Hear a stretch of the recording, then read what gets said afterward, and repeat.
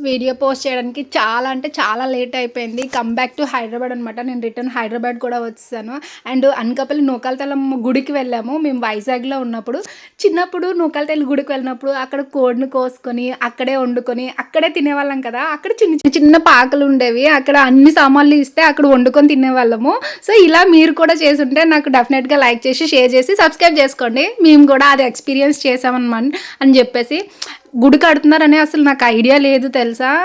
కానీ గుడి ఎంత బాగా కడుతున్నారో, అది ఓపెన్ అయ్యేసరికి మళ్ళీ రిటర్న్ నేను మళ్ళీ వైజాగ్ వచ్చేసరికి డెఫినెట్‌గా ఓపెన్ అయిపోద్ది. అప్పుడు దాన్ని కూడా నేను వ్లాగ్ చేసి చూపిస్తాను.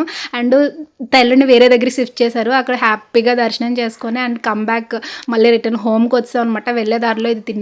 భలే ఉంటది కదా! మీరు కూడా తింటే చెప్పండి. బావుంటే లైక్ చేయండి. నాకైతే ఎంత ఇష్టమో. మాకిక్కడ దొరకదు. మేబీ దొరకచ్చు. కానీ మేము కొంచెం దూరంగా ఉండడం వల్ల ఆ టేస్ట్‌కి కొంచెం దూరంగానే ఉన్నాము. అందుకే చాలా రోజుల తర్వాత తిన్నప్పటికి భలే అనిపించింది. టాటా! Bye bye. వెళ్తూ వెళ్తూ సబ్స్క్రైబ్ చేసుకొని వెళ్ళండి.